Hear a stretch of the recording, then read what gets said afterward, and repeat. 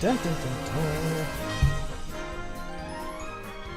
I feel like we need like Don Pardo or something. It's the Battle Remake Endy Awards. That's not a bad impression. With your hosts, Eric Little and Buzz Mead. Oh, look at that. Musical guest, Foo Fighters. And now here's your host, Buzz Mead. All right, everybody. This is what you've finally been waiting for. I feel like this has been like building up forever. Yes. But it's not the case. Yes. All right. Enough of that. We've been teasing this like nothing else. Yeah. This is the Endys Awards. I don't know what camera to look at. No, I habitually want to look at the wrong one. Oh, yeah. We commemorate the things that we watched the most this year. And then, like, just do an awkward turn halfway through. That's always funny to me. Like, when you're looking at the wrong camera, and it should be the other one. And then you get to the other one, and it should be this one. Yeah. The Endys Awards is our annual award show for our podcast. And it's at the end of the year. Correct. Or the beginning of the next year, really. Yeah. It's kind of, not to commemorate. It's confusing a little bit. Yeah. It's getting closer to sweeps, like I said. So our podcast, it talks about original and remake films. Yes. And we have... It attempts to do that. At best, it talks about original remake films. Yes. At worst, we ramble about all kinds of stuff that we probably don't need to be talking about. I think last year it was a little bit of a bigger ceremony. We had our own theater and we wore a suit. This year, I think we decided to go a little bit, like more grassroots. Well, we're government funded, and right now, not good. No.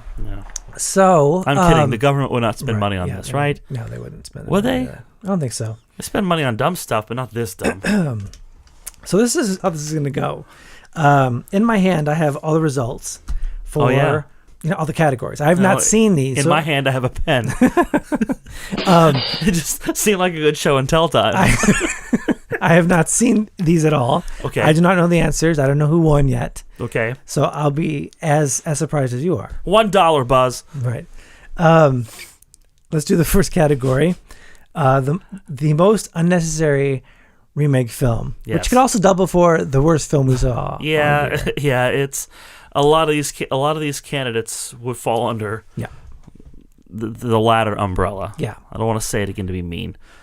Because people did work on these films. Yeah, they did. Yeah, and I totally get that. As we laid out before. Yeah. We laid this out on a couple episodes. People worked on these films. Yeah. They worked hard on these films. It's not easy to make films. Yeah. That having been said, the end result was lacking. Yeah, for sure. And it is our self-appointed duty to call these people on it.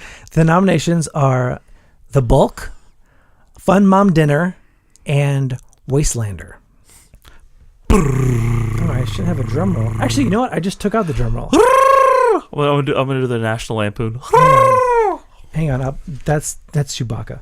No, that's with Doris Roberts. She tries to do it and comes up with like. Oh yeah, I remember that. And the winner for the most unnecessary remake film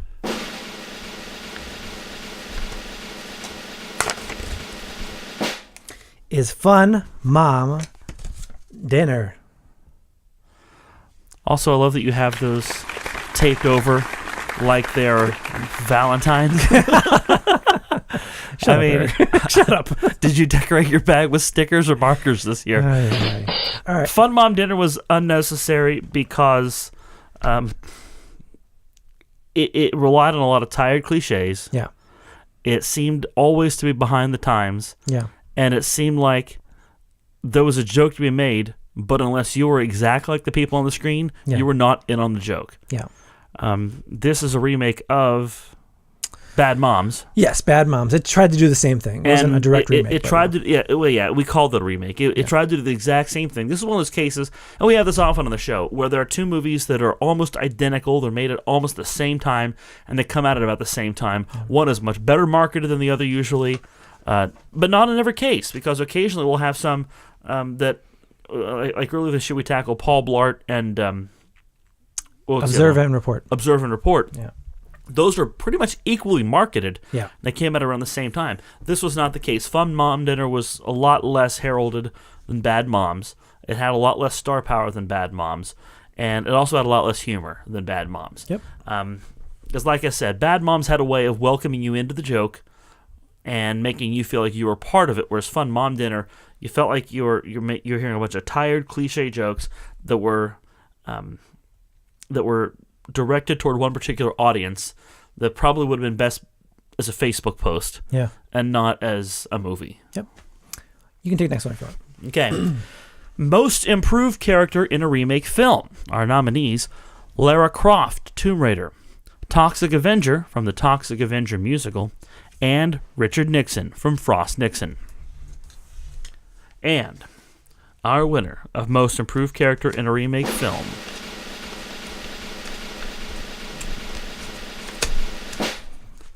Toxic Avenger from the Toxic Avenger musical.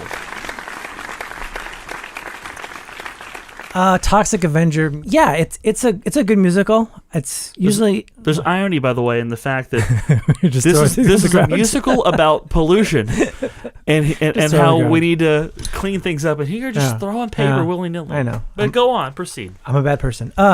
I like the musical. I'm not sure I agree with the voters on this one. And I mean, but it is a more fleshed out interpretation of that character, I guess. It really is. I thought the Toxic Avenger musical was very fresh. Yeah.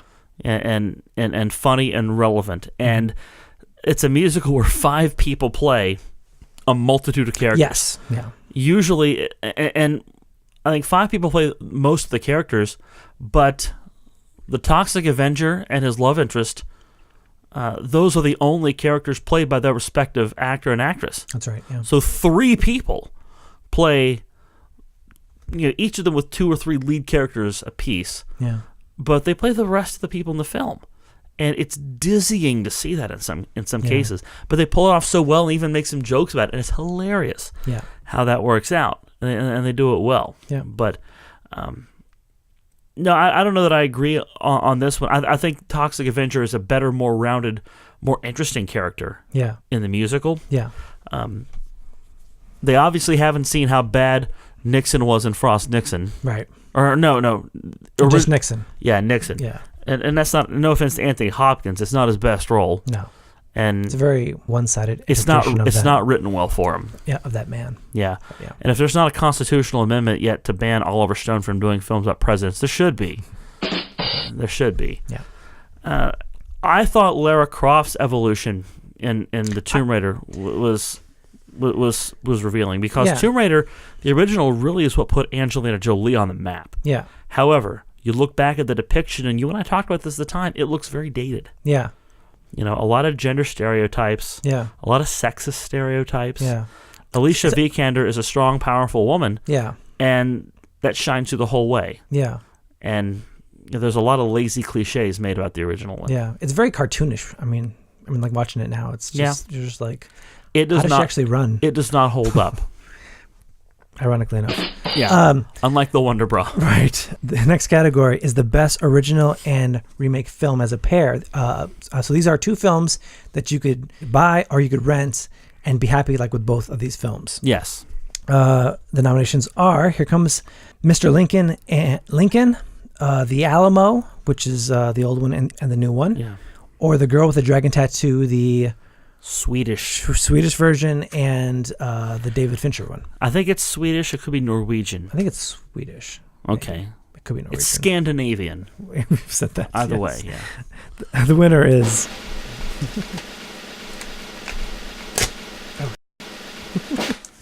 Here comes Mr. Lincoln and Lincoln. I like that. I do too. Because I think the sexy pick here is Girl with the Dragon Tattoo. That's the one that is in the here and now a little bit more. Yeah. Careful of those gunshots. Lincoln's involved. Right, yeah. But thank very you. Timely. Yeah. Girl with the Dragon Tattoo's got Claire Foy, who is doing a terrific job in that franchise right now. And so that's prominent. The Alamo, of course, the original's got John Wayne, and that's a classic. But I really like Henry Fonda's work in Here Comes film. Mr. Lincoln. By the way, Here Comes Mr. Lincoln sounds like a 50s sitcom. Honestly. Here comes Mr. Lincoln. Coming up next, it's My Three Sons, followed by Here's Mr. Lincoln, Here Comes Mr. Lincoln, and Dennis the Menace. Yeah. The crowd likes that one. Thank you. But as good and folksy as that is, it's a little bit more historically based. Well, actually, no, it's not really as historically based as Lincoln, but it tells a good story, and Henry Fonda does a good job. Daniel Day-Lewis is terrific in Lincoln. Yeah, he's amazing. It looks beautiful. It's well done. It's gritty when it needs to be. It's dark when it needs to be. Yeah. It paints a picture of a great president and a great leader that isn't always pretty and isn't always the picture we want to see or are used to seeing. Yeah. But it's a complete picture. It's a complete portrait, and it's got a lot of good people in it, and they all come together to make a great picture. Yeah. It's weird. It's almost like two sides of the coin, like where Here Comes Mr. Lincoln is almost like the introductory to his it's public life, really, because it's set when he's a lawyer. Yeah, it's not even like when he's president. And then you get, Lincoln, which is the Spielberg take on the more seriousness of the war president. Yeah, so I mean, like you get a more complete picture, of this man, and not like with one like 4-hour film, like trying to cram it all in, like Oliver Stone would try to do probably. So. Right. Biopics are getting better about that, by the way. Yeah. They're getting better at, and we've talked about this in a precast of Bohemian Rhapsody. Yeah. They're better at finding a portion of that person's life that makes a good story to tell, and telling as much of their life story through that event as they can, but also not feeling like they got to check a bunch of boxes. Yeah. You really don't have to check too many boxes to make a good movie. Make a good movie. And tell the person's life through that. Yeah. Don't give us the exhaustive version of person X's life. Yeah. All right. We'll take a short break here, and we'll be right back with the Endys. You're listening to Battle Remake.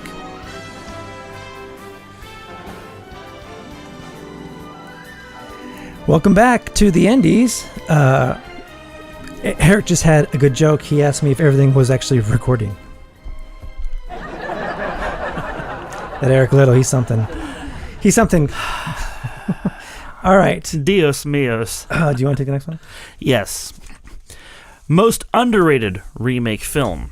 That's our next category, our nominees. Frost Nixon, Tomb Raider, and Lincoln. Our winner in this category is...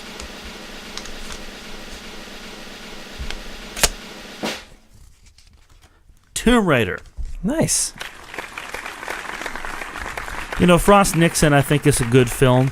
It's a very good film. I was into it the whole time, and it's not really an action film. It's a psychological kind of film, and it's a historical film. It'd be interesting if it was an action film. It kind of was.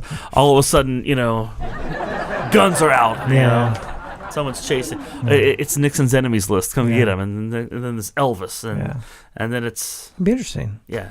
We should do that film. That would be awesome. Anyway, go back to your point. Sorry, I interrupted. The point is.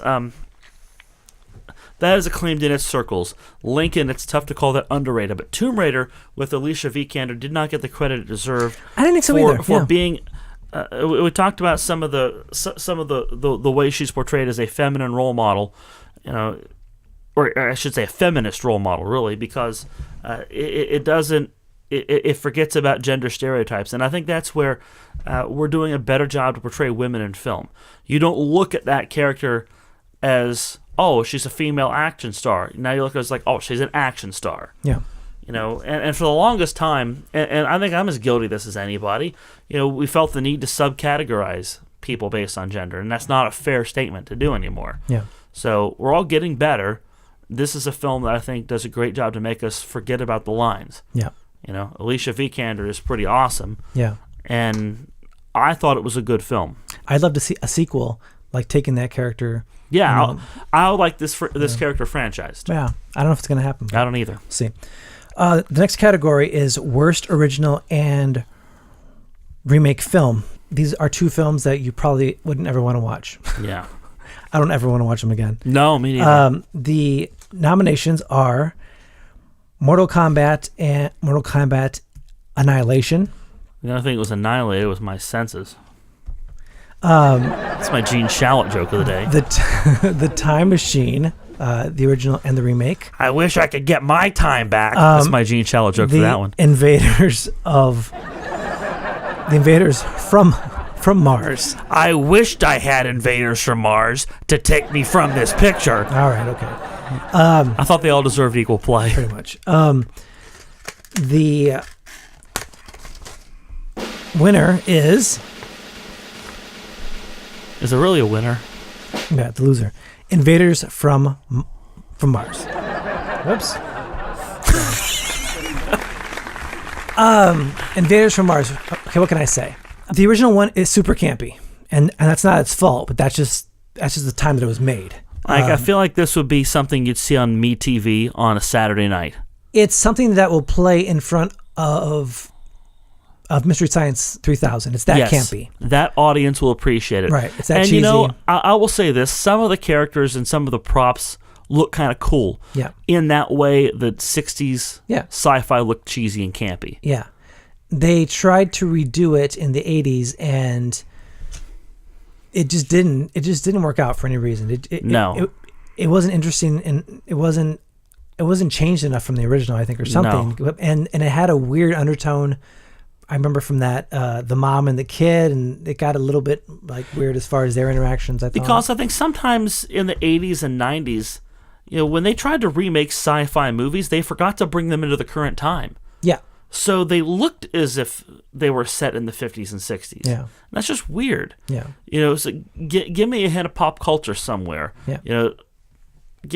Have them listen to the radio and play me a song that's popular nowadays. Yeah. And show me that this is 1985 or 1992 or whatever. Put me in the here and now somehow. Yeah. And the remake just didn't do that. Yeah. And you're totally right. At sci-fi, at its very best, it reflects something in society as far as if it's some kind of like problem that we're going through, it channels that through its own own stories or whatever. And it magnifies our differences and how people work through them. And you're right, because people want to dismiss sci-fi, but it can be a transcendental way to tell a story. It can be a way to tell a story that affects change and that can show us how to be better. Yeah. All right. This is your turn, so you take it. I get the coveted regularity award. Well, this is a special award here at Battle Remake. It's the regularity award. Every year, we offer the regularity award to an actor or actress that appears in more of our films than any other, with the exception of special categories. A couple of years ago, we did Mucho De Niro month. We precluded Robert De Niro from that. Yeah, because we're fair about that kind of stuff. We are fair. The winner of this year's regularity award is Bruce Willis. Bruce Willis appeared in Death Wish, episode 111, Cop Out, episode 120, and The Jackal, episode 134. So he was spaced out pretty well through the year. Yeah. It was sprinkled in here and there. Yeah. Bruce Willis joins other actors and actresses such as, Michael Caine won 1 year.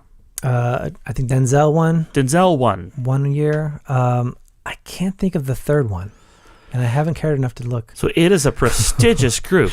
Yeah. The Bruce Willis joins. I suppose we should talk about his performances. We could. Bruce Willis is not one of my favorite actors. He's very like one note. Sure. Which is very Charles Bronson, in the Death Wish. I mean, because I thought it was a good comparison, like between those two, because they act very similar. Yeah. I thought he was good in The Jackal. I thought so too. He plays a terrorist. I thought he was fine. I think Cop Out's a weird film for him to be in with Tracy Morgan, but I also feel like it works a little bit because he is that guy and he doesn't have to act outside of that guy. You know what I mean? Bruce Willis at this point of his career is entering the phase where he's made his action movies and he's still got a couple left in him at his age, but he's also made some movies that have bombed. But he also understands that he can laugh at those failures. Yeah. We saw a Comedy Central roast this year of Bruce Willis. Oh, really? Where he laughed at his failures. And, Planet Hollywood was a frequent topic of that. Demi Moore was a frequent topic of that. And Demi actually came out to roast him. I think I heard that, Yeah. And it was lighthearted because they all get along, you know. And And he's to the point now in his career where he can laugh at the mistakes, embrace the successes, and he has had many successes at the box office and a lot of successes, with the critics too. But now he's the phase of his career where he can do what he wants. Yeah. If he wants to be in a movie like Death Wish, if he wants to remake this or remake that, he can do that. Yeah. So kudos to Bruce Willis, the winner of our Battle Remake Regularity Award. Yep. We will take another quick break here, and we'll be right back with the end of or I should tell you, the conclusion of the Endys. The end of the Endys. The Endys of the Endys. You're listening to Battle Remake.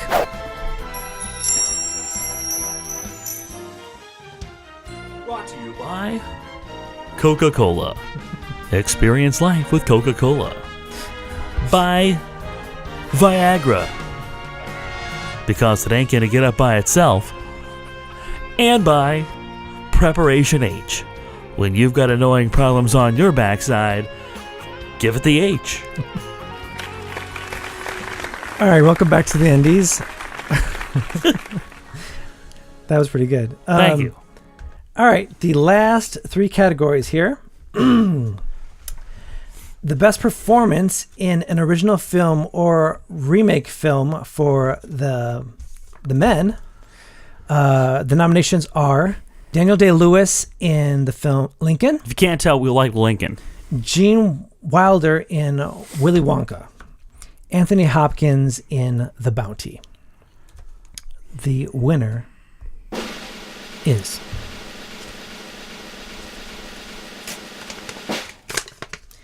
Anthony Hopkins in The Bounty.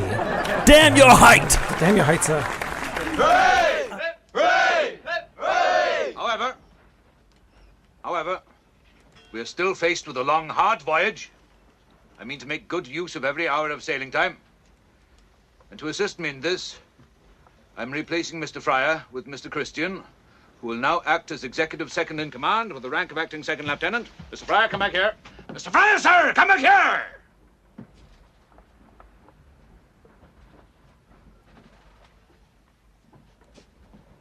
We'll dismiss when I have done with you, sir. Do you hear me? This is an outrage. Mr. Fryer. In all my years at sea. Your years at sea? Good Lord, man. If I'd known your nature, I would not have accepted you as bosun of a river barge. Must I suffer this before the... You will suffer my correction whenever you're at fault, sir. What fault? So damn your eyes, man! You turned your back on me! Oh, for that I apologize. Very well. But I protest. You protest, do you? I am master of the bounty. And I, sir, am commander! By law! I am the first! Do you understand? God damn your hide! He's great. He's great in it. I mean, there's nothing I can take away from him. And he's the guy we're not supposed to like. Right. He's the quote unquote like villain of that film. Right. If you haven't seen The Bounty, it's about the ship that is crossing the ocean to get to Tahiti. I want to say yes. To get breadfruit. Sound like you're working through a Mad Lib. He's crossing the ocean to get. And Anthony Hopkins plays this captain who is overbearing, who is trying too hard. He's too hard on the men or whatever. He's pushing all the wrong buttons. Yes, and he's not getting any luck. In the original, it's more one-sided that he's obviously a jerk. He's obviously a bad guy, or like that. And right. Anthony Hopkins, I thought, played him with a little more humanity. He's playing in a huge sandbox with. I think Mel Gibson's also in the film, and Daniel Day-Lewis is also in the film, and Liam Neeson's in the film too. I mean, just to have that whole cast together in a film is huge. But I thought it was a great performance. I thought it was well rounded. And again, it was cast very well with some foresight, because there's no way they could have seen that Mel Gibson, Liam Neeson, those guys would be as big as they are now. Yeah. And it ages well because of that. Yeah. And I know that's not a casting director's first concern, is how well will it age, right, given, what they got to work with. Right. But at the same time, it's... Yeah. It does make it look better in retrospect. I know we talked about Daniel Day-Lewis already in Lincoln, but we can't leave Gene Wilder out, because that is... No.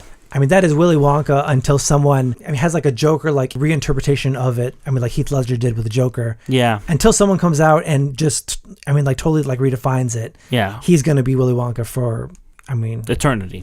Yeah. Yeah, because it's brilliant. And Gene Wilder was one of those few actors or comedians or whatever you want to call them, whatever category you want to put him in, that can portray heart and warmth and still be kind of a jerk. Yeah. At times. Yeah. Because there's a lot of that character that doesn't make a lot of sense. Why is this person so heartwarming? Why is this person, such a kind person at the end? Because a lot of the movie, he's kind of a dick. Yeah. And you don't realize it until you watch it a second time or a third time. You're like, wow, he really is kind of a jerk. Yeah. So, yep. Yeah. Next category. Best performance in an original or remake film for females. Our nominees: Alicia Vikander, Tomb Raider. Is that Noomi Rapace? Yeah. Girl with a Dragon Tattoo, or Helen Hunt from Twister? And the Endy goes to Naomi Rapace, Girl with the Dragon Tattoo. I think we're butchering that name, but We it's probably neither here nor are. there. Did I say Naomi? I don't know what you Noomi. said. Noomi. Well, more like Endy, because she's an Endy winner.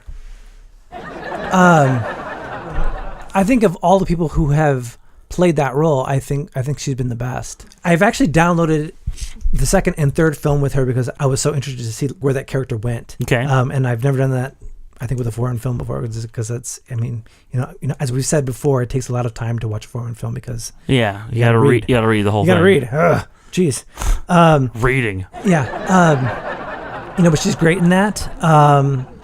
Who are the other people? Helen Hunt from Twister. I love Helen Hunt and Twister. That's, Right. That's one of my go-to movies just to put on and just watch. It's one of those movies that gets played over and over and over again on cable. Yeah. But we forget how good she really is in this film. Yeah. She's the person that's, you're not really supposed to like her necessarily. Yeah. Well, I guess you are. It's, you're not supposed to be rooting for her and Bill Pullman. Yeah. I think you are. Are you? I think you are. Well, I mean, What? I don't know. Poor Jamie Gertz. Right. That's really what this is about. We talk about Alicia Vikander a lot too. Yeah. She was terrific in Tomb Raider.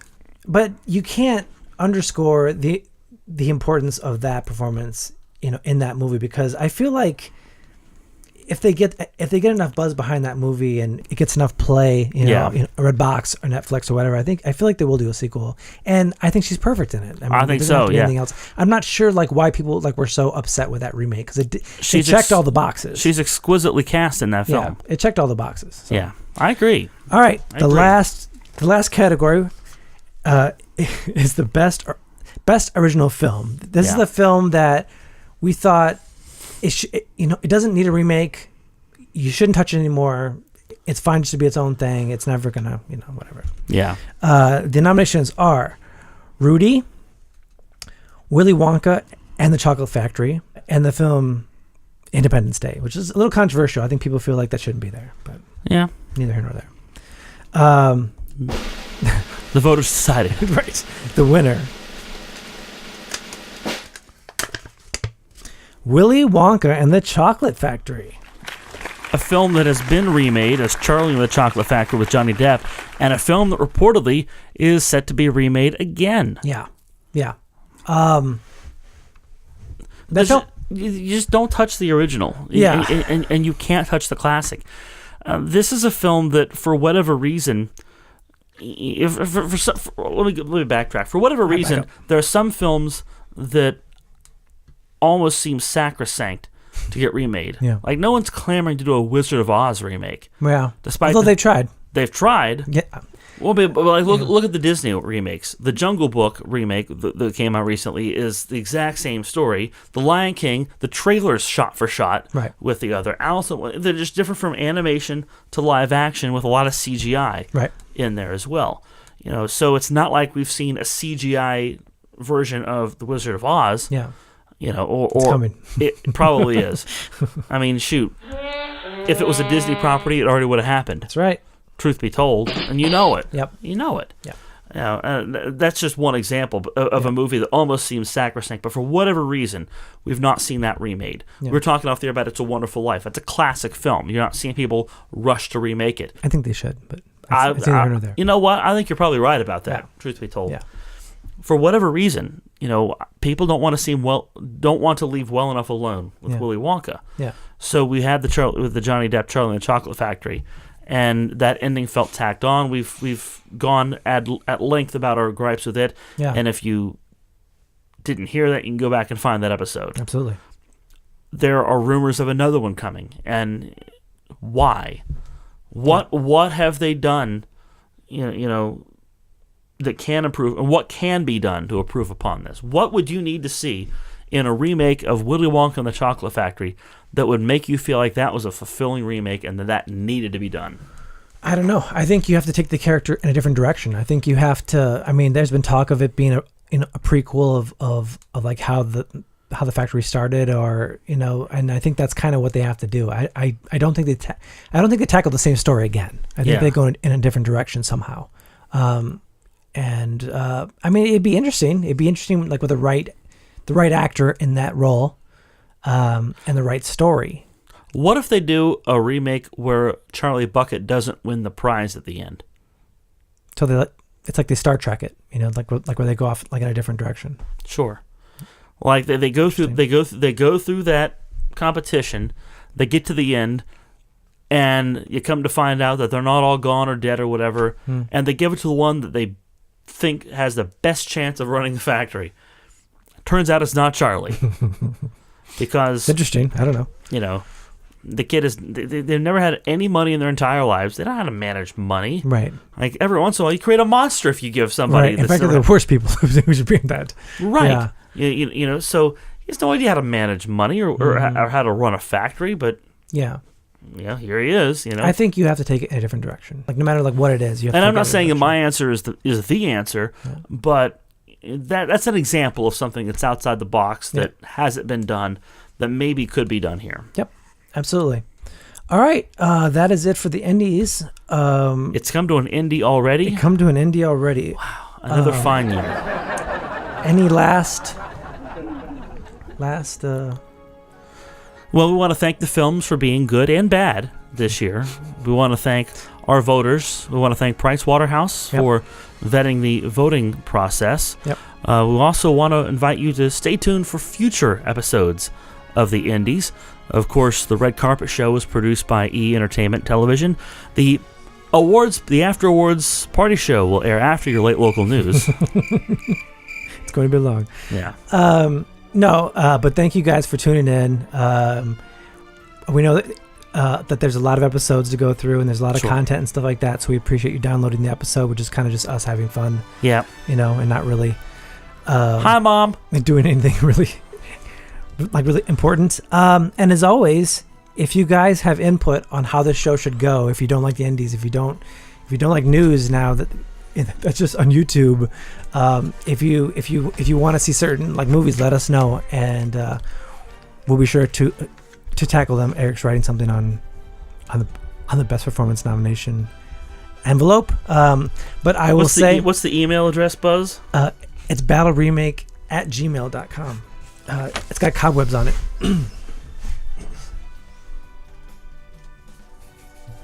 This is the problem with cameras, by the way. Graphics department. They have to focus. Yeah. The graphics department took a day off. Yeah. So if you want to download episodes, they are available every Tuesday on iTunes, on Stitcher, on SoundCloud. You can follow Eric at Eric Little, the Eric Little. Yes. On Twitter and Instagram. If you just go Eric Little, it's some good-looking guy. So probably you want to follow him. Otherwise, it's me. And you can follow me on Instagram at BuzzMead. That's it. Yeah. Thank you again. My name is BuzzMead. I'm Eric Little. Until good next night. time, have a good time. All the time.